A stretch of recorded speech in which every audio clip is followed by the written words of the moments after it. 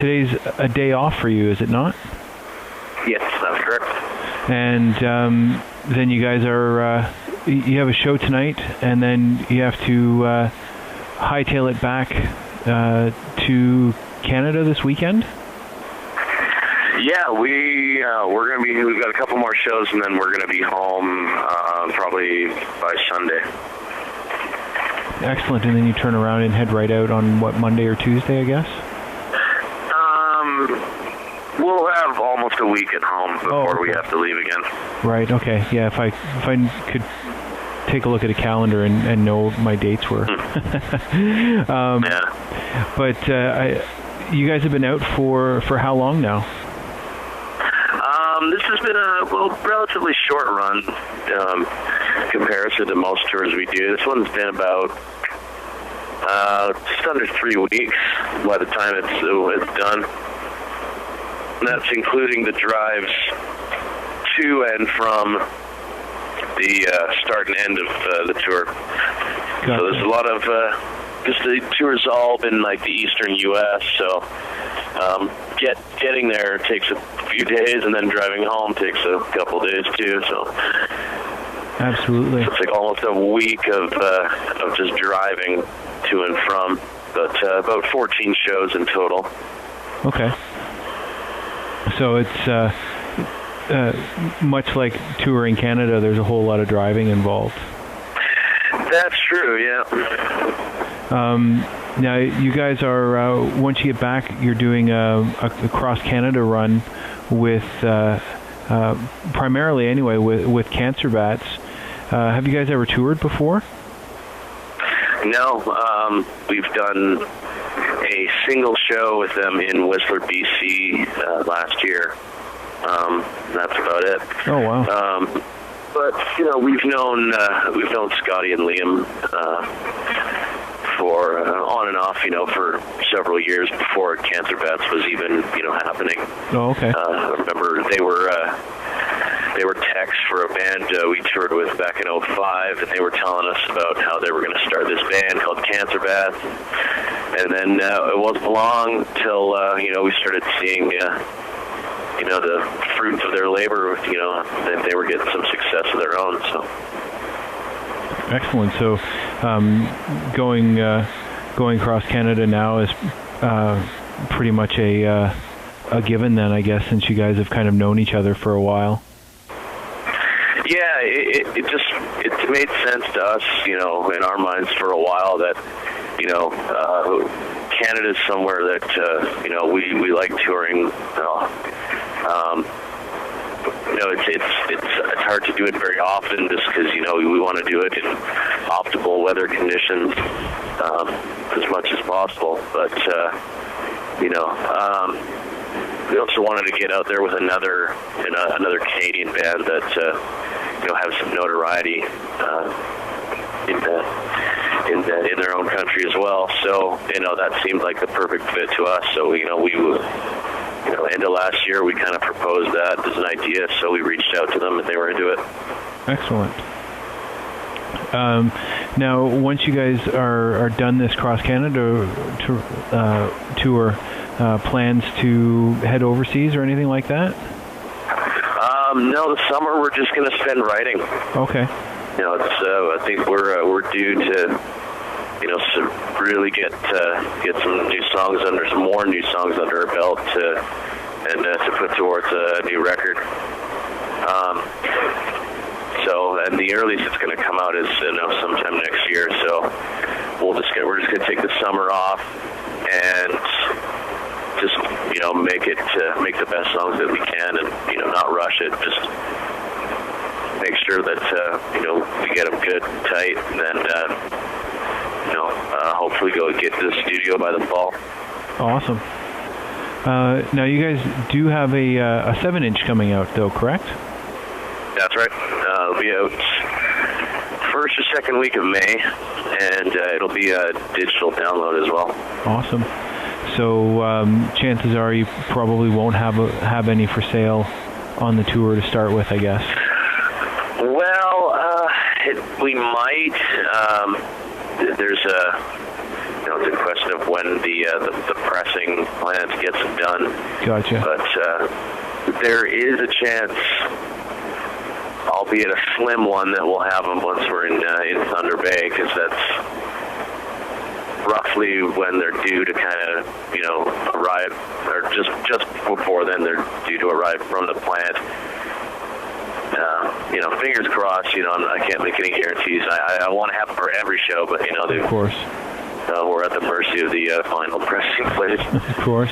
Now, is this the first time you guys have pressed an actual 7-inch? I know you have a few EPs already, as well as doing Here Waits Thy Doom on vinyl, but is this the first time you guys have done like a 7-inch?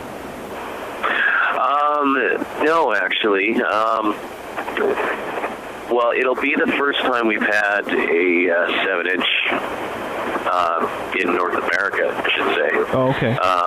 Some years ago, when we released our first album in the UK, our label over there did a couple of singles from that record, and they actually pressed 7 inches, 2 different ones actually, and that came with like a B-side that weren't on the actual full length. Nice. So that's something for collectors to keep their eyes out for sure. Then. Yeah, they're pretty rare.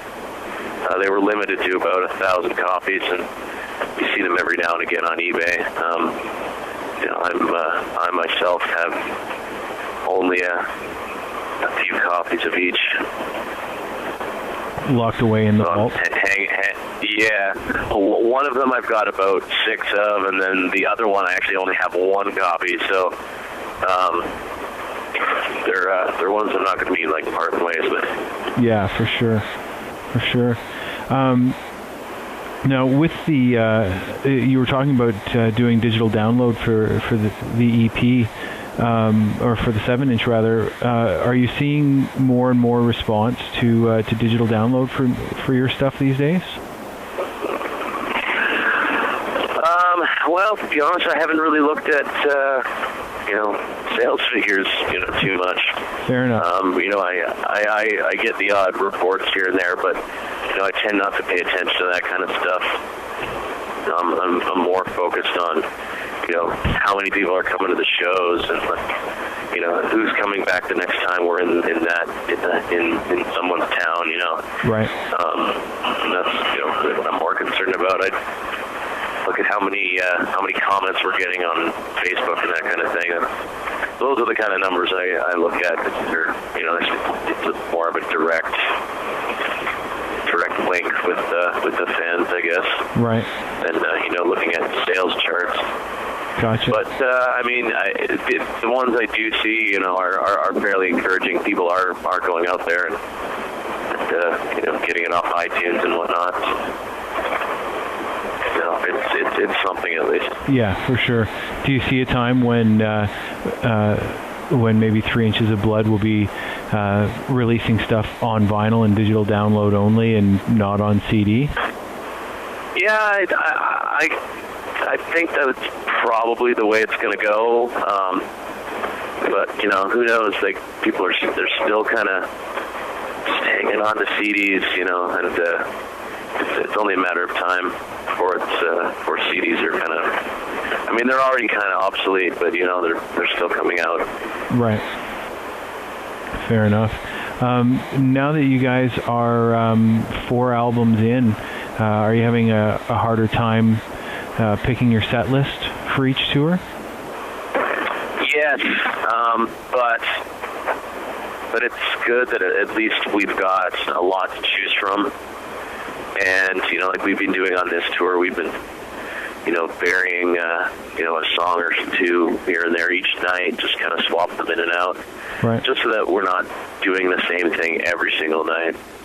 And we tend to do that quite a bit because on a tour like this where you're co-headlining, you don't get to play like full on hour plus every night. You get to play maybe just under an hour, and just like the other band you're co-headlining with. So you do got to pick and choose, but we change it up every night as well. have you been doing any of your covers while you're at live at any of the shows? Not on this trip. Last tour we did a few one-off kind of headlining shows, and we did play our Rush cover on some of those. Gotcha. Very cool. And now that's coming out on the 7-inch, is that correct? No.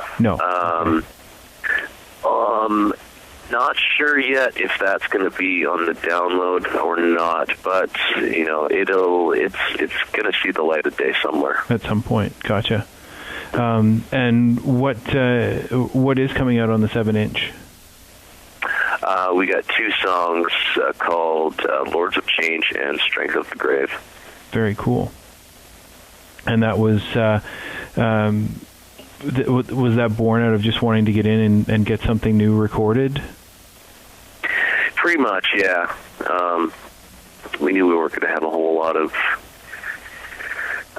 or basically with this tour and the one we just did, and then the one we're about to do, it wasn't going to give us time to write, record, and then have something out before the end of the year. So, with that in mind, we got it and wrote a couple new songs and recorded them so we could have at least something out. Gotcha.